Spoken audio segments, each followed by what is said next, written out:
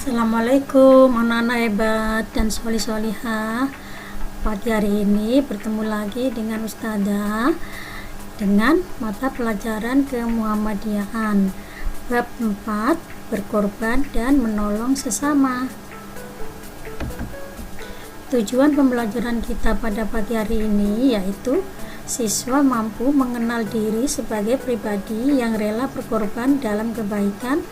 Dan yang kedua, siswa mampu mengenal diri sebagai pribadi yang suka menolong.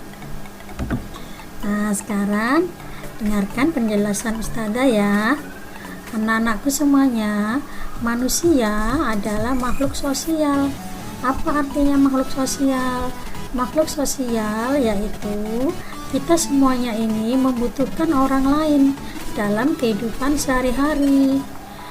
Dan Islam menganjurkan umatnya untuk saling menolong dalam kebaikan. Hidup menjadi berarti apabila kita memberikan manfaat untuk orang lain. Nah, sekarang Ustazah jelaskan apa maksud rela berkorban dalam kebaikan ya. Anak-anakku, sikap rela berkorban perlu kita terapkan dalam kehidupan sehari-hari. Supaya apa? Supaya dalam kehidupan sehari-hari kita merasa bahagia dan nyaman. Apa saja contoh sikap rela berkorban di rumah? Yang pertama, rela tidak menonton televisi saat jam belajar dan memilih belajar dengan giat. Jadi, kalian harus memilih belajar lebih giat, baru setelah itu menonton televisi. Jangan menonton televisi dulu, baru belajar ya. Yang kedua, rela tidak bermain HP dan memilih mengerjakan tugas-tugas sekolah. Ini maksudnya kalian boleh main HP tapi harus ada waktunya yang baik ya. Dan sebelum main HP, kalian harus mengerjakan tugas-tugas sekolah terlebih dulu.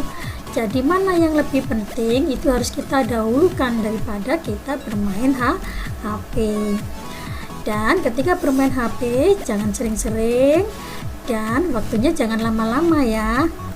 Yang ketiga, rela mengalah pada waktu bermain dengan saudara seperti adik atau kakak. Jadi ketika kalian bermain dengan adik, mungkin bermain mobil-mobilan ya, kemudian adik meminta mobilnya, kalian harus rela mengalah kepada adik, memberikan mainan mobil-mobilan tadi kepada adik. Kemudian yang keempat, rela membantu ibu mencuci piring setelah makan. Jadi setelah makan kalian harus mencuci piring sendiri. Yang kelima, rela merapikan kamar tidur setelah bangun tidur. Yang keenam, rela membantu ibu menjaga adik dengan mengorbankan waktu bermain ya.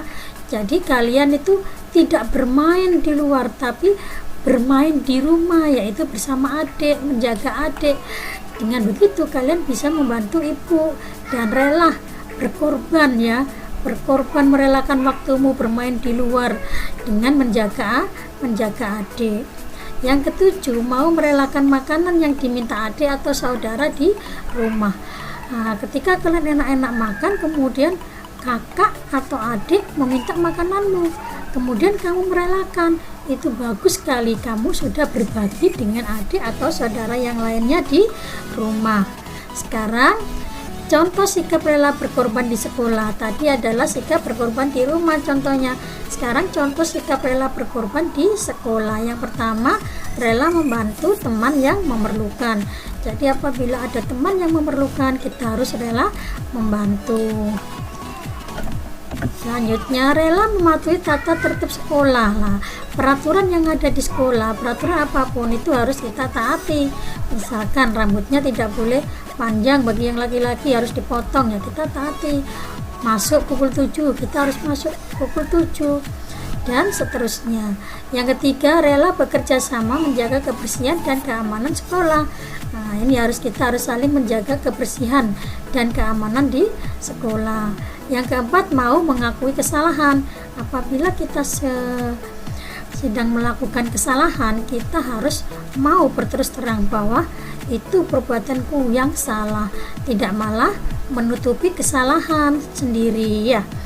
Sekarang contoh sikap rela berkorban di masyarakat, lebih luas lagi ya, tadi di rumah, di sekolah, sekarang di masyarakat.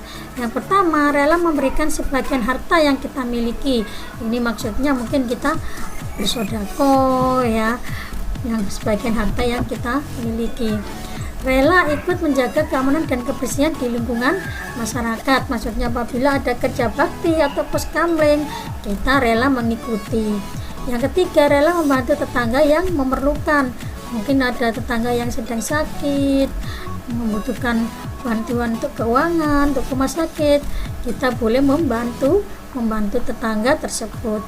Yang keempat, mematuhi tata tertib yang berlaku di lingkungan masyarakat.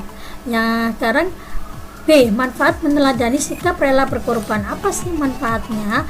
Manfaatnya yaitu kita mampu menerapkan sikap rela berbagi dalam kehidupan sehari-hari.